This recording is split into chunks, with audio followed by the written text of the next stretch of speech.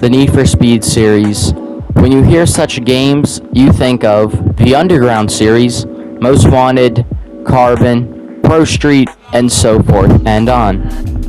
Hello everybody, my name's Twisted Shuriken, and today we're going to be talking about the horrible development and why Need for Speed Unbound is a pretty dead game that you shouldn't buy.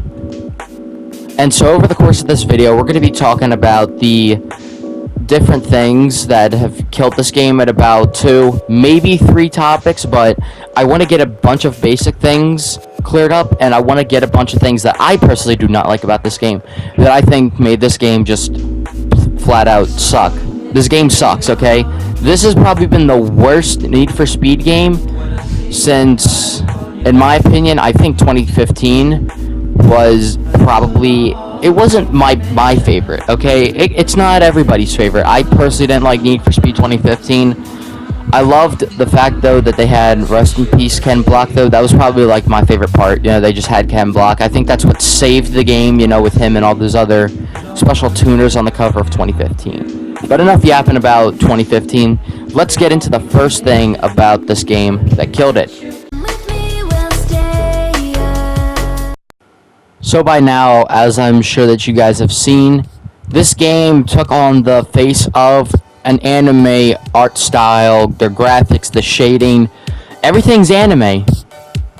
And I don't know why EA and Criterion decided to go this route, because it's not like that Need for Speed was dying. This is a very fun and thrilling franchise, and I hate to see it go downhill. You know, because as somebody who started out with Need for Speed Underground, you know, 20 years later, you know, we're resorting to anime as, you know, a last-minute resort.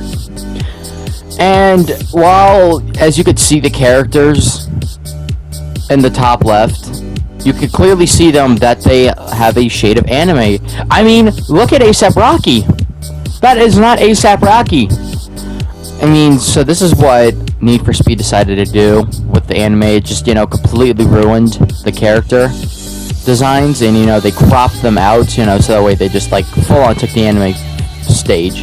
And now, don't get me wrong, also, Need for Speed Heat did this, you know, we created our own character, but it looked realistic enough to the point that, you know, it wasn't an anime character that we, you know, is driving in a Need for Speed game with, like, these real-life cars, and I just do not like it. It's so weird, in my opinion. But there are bigger things that we need to worry about, and heading into the second topic, we go.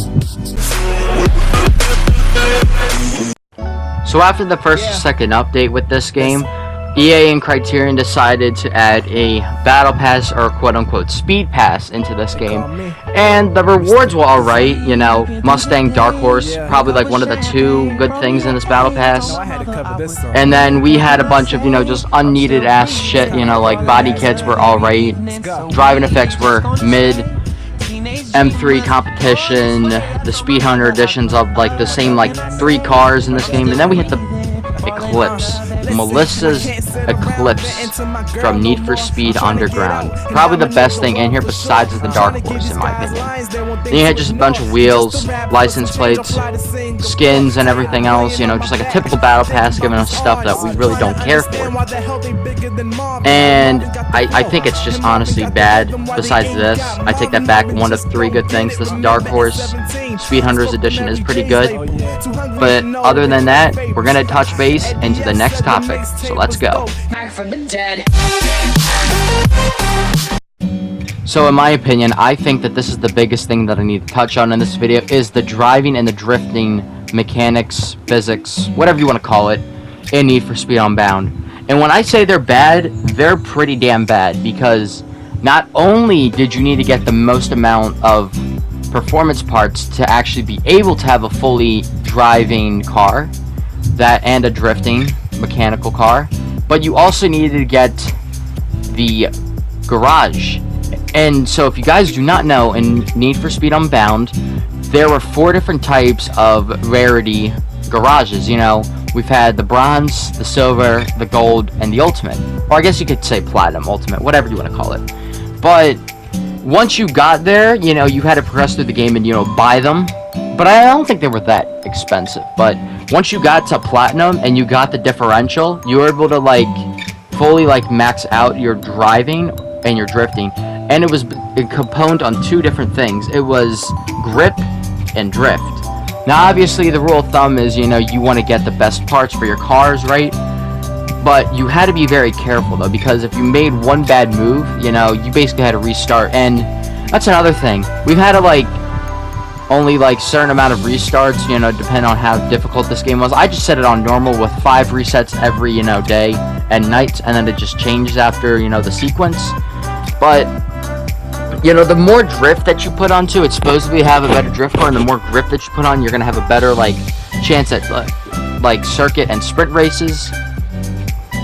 But no, you needed to fully like max out your car to its like proper stage, you know, out of the 4, and then you were able to race it. You know, this game is so bad at doing that too. You know, like not even like the best car. You know, like back in the day, like we were able to like use like any car that we want. You know, we max it out and it could compete against, you know, anything. But not in this game. You know, let's say, you know, a popular car that people like to customize and use in these ultimate races was the Porsche 911 RSR 2.8. That car is no longer available to like do this race. At least for some people it's not. I don't understand why. You know, I guess certain cars now, you know, have like the logic that, you know, higher end cars are going to be like just reserved for faster things. And you know, they added a Bugatti in a Need for Speed game, which hasn't, you know, been seen since I think what, Need for Speed Most Wanted 2011 or 2012 I should say. You know, whenever this crappy Need for Speed came out. And I should probably touch that game in another video, but this was just bad. I really don't understand why we had to just get different things for different cars, which were so annoying to get, you know, just spend all that money. And then we were able to fully upgrade that car to its current maxed out garage level, which on top of that was just so annoying.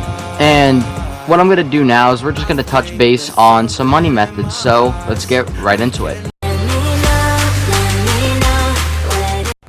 So I guess that money methods were not on anybody's mind, but they were on mine, because getting money in this game, it was exceptionally alright, but it was just so stupid at the same time. You know, we look at some of these races, you see this one right here that's over my marker, right? It's got a 60,000 payout. But if you come down to another race, like this one, or I guess we're going to go back to this one for right now, but if we look at this one, right? It's got a 24 in buy-in, which stupid, right? 24,000 buy-in, but you get 60k, so that's almost double your money buy-in. But no other Need for Speed game has done this, right? We've never had a buy-in, but I guess they tried making somewhat realistic. You know, you get a high risk, high reward. But I think the fact that we've had a bunch of different like car classes, like we've had 6 different car classes. We've had B, B+, A plus, S, and S plus. You know, you gotta use different cars for different races. Like that S plus and S's are probably the most important, but I don't get why we just keep it one class. You know, if off-roading was a thing, that's different, and drift, but no, you need to have that and on top of that. So you need to have like an A plus A drifting car and then an A plus off-roading, which just in my opinion is so flat out stupid. But we're just gonna get into the conclusion now of this game. In conclusion, this game is just flat out garbage in every aspect possible. I don't want to ever see another game like this ever again, you know, with the anime art style, a battle pass, just bad driving in general, no easy ways to make money, you know, shit like that. But while we are on the conclusion topic of this game, a few things that I would like to touch base on. It's a next-gen NFS game.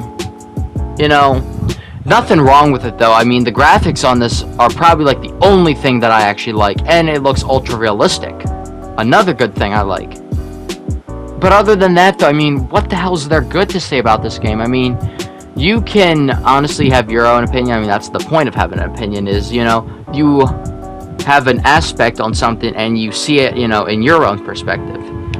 But aside from that, we also got to talk about probably, you know, the game in general. And if you don't know about the game, it's had 7 updates, and probably like the last year it's been released, which is, you know, I guess alright. But other than that and that, the story was just garbage. I give the story probably like a 2 out of 10. You know, it was your basic, you know, someone in your family betrays us for, you know, the enemy, blah blah blah. You and the main character work to, you know, push through the city and, you know, conquer all challenges. You know, you work with the side characters and stuff. You build your name up, and then you take down the villain, and they learn a lesson, and then they join us back in the end. And to all the people who thought that Need for Speed Unbound was actually a good game, hell no. Hell no, this game was not good. In any way possible, this game was just flat out garbage. The worst game since probably NFS Undercover and NFS World.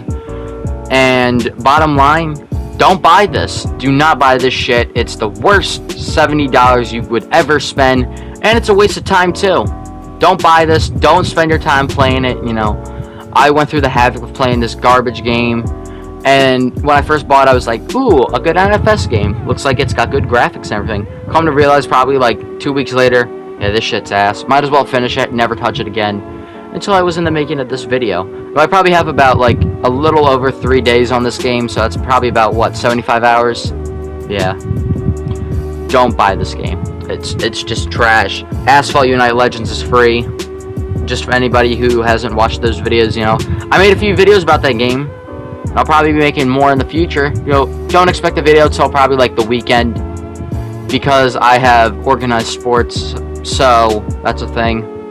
And then another thing, if you guys enjoyed this video, please make sure to like and subscribe, you know. This video didn't take me long, but it took me about, you know, maybe an hour or two to make. So if you guys enjoyed these like little videos that I make about ranting about just random shit and these games, join the Twisted Shuriken channel and subscribe. Please subscribe, you know. I do appreciate it. It boosts my algorithm up, and I get subscribers and views, which I really do like. So if you want to watch some more videos by me, please make sure to like and subscribe, and join the Discord. Other than that, I'll see y'all in the next video. Goodbye.